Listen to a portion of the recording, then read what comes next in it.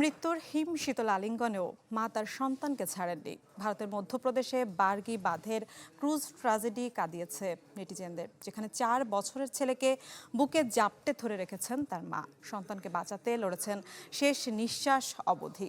দুর্ঘটনার সময় ভিডিও কলে পরিবারের কাছেও জানিয়েছিলেন বেঁচে থাকার আকুতি।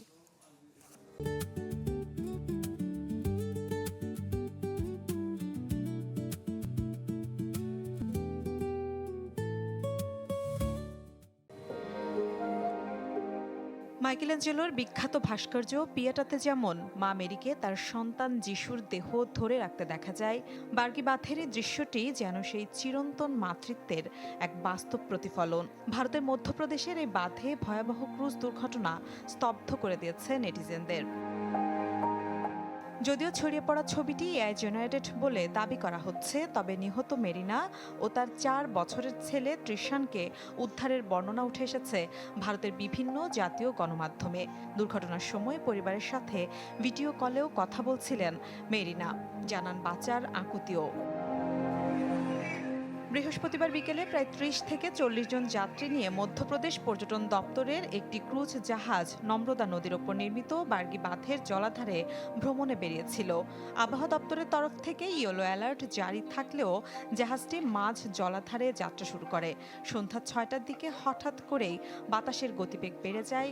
শক্তিশালী ঢেউয়ের আঘাতে জাহাজটি নিয়ন্ত্রণ হারিয়ে ফেলে এবং মুহূর্তের মধ্যে এক পাশ কাত হয়ে উল্টে যায়। মৃত্যু হয় অন্তত 9 জনের। বেঁচে ফেরা যাত্রীদের অভিযোগ, নৌযানটিতে মৌলিক নিরাপত্তা বিধি অনুসরণ করা হয়নি এবং প্রবল ঝড়ের মধ্যে যাত্রীদের ভাগ্য তাদের নিজেদের হাতেই ছেড়ে দেওয়া হয়েছে। ভারতের দ্য ইনল্যান্ড ভেসেলস অ্যাক্ট 2021 অনুযায়ী নৌযাত্রা শুরুর আগে প্রত্যেক যাত্রীকে লাইফ জ্যাকেট সরবরাহ করতে হবে এবং তাদের তা সঠিকভাবে পরতে হবে, কিন্তু প্রাথমিক অনুসন্ধানে তা মানা হয়নি বলে জানা যায়। এনডিটিভির খবরে বলা হয়, সন্ধ্যা 6টা 15 মিনিটে দুর্ঘটনার খবর পাওয়া গেলেও প্রথম উদ্ধারকারী দলটি সন্ধ্যা 6টা 40 মিনিটের আগে রওনা দিতে পারেনি। সন্ধ্যা 7টার দিকে দ্বিতীয় একটি উদ্ধারকারী দল সেখানে রওনা দেয়। এরপরই জাতীয় দুর্যোগ মোকাবেলা বাহিনী এনডিআরএফ এর মতো বিশেষায়িত দলগুলো উদ্ধার কাজের দায়িত্ব নেয়। টানা ভারী বর্ষণের কারণে শুক্রবার সন্ধ্যায় উদ্ধার অভিযান স্থগিত করতে হয়। মিলা খন্দকার, চ্যানেল 24।